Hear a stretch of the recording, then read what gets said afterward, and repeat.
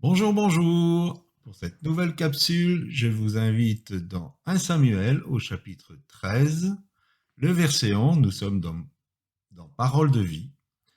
Qu'est-ce que tu as fait là? Et au verset 13, tu as agi comme un fou. Le titre, c'est Attention, risque de folie. Si vous voulez bien comprendre cette histoire, il faut peut-être lire tout le chapitre 13 de 1 Samuel. En fait, Saül a été nommé roi. Il a levé une armée pour aller à la guerre et Samuel devait le retrouver pour faire le sacrifice. Mais comme Samuel semblait tarder, Saül s'est fait violence et il a fait le sacrifice lui-même. Qu'est-ce que je veux retirer d'ici? C'est que Saül était roi, mais il n'était pas sacrificateur. Et même s'il avait une autorité de roi, il ne lui était pas permis de faire le sacrifice.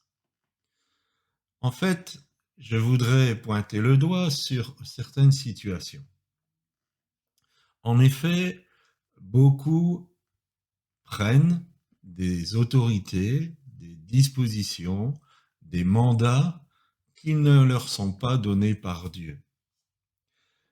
Si vous évangélisez, et tous les chrétiens devraient être aptes à évangéliser, ça ne vous fait pas de vous un évangéliste.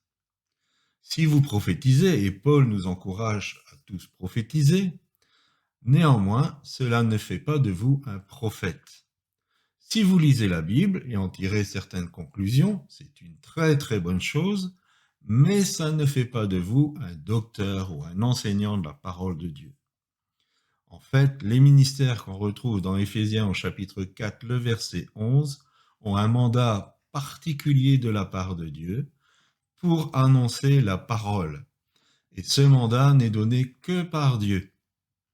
Donc nous pouvons recevoir un appel de Dieu, mais nous devons toujours faire attention de ne pas sortir de notre zone d'autorité.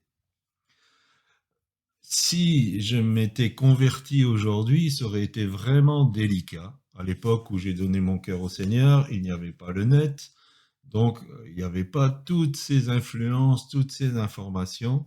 Mais aujourd'hui, sur le net, nous retrouvons de tout et je dirais de n'importe quoi.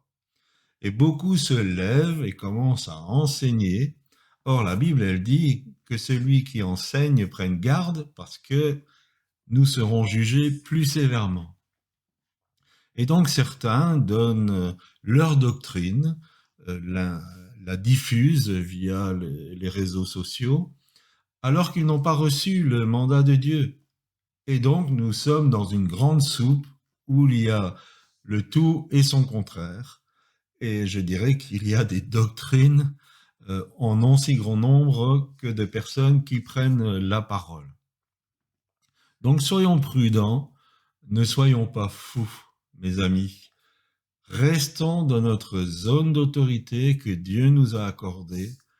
Ne faisons pas des choses qu'il ne nous a pas demandé de faire parce que ce sera préjudiciable pour notre vie et ce sera aussi préjudiciable pour les personnes qui nous écoutent. Laissons les personnes qui ont reçu le mandat d'annoncer la parole de Dieu par Dieu nous enseigner, nous donner le correctif, nous donner la bonne doctrine afin que nous puissions grandir dans la vérité. Je vous souhaite une excellente journée et une bonne réflexion. À bientôt.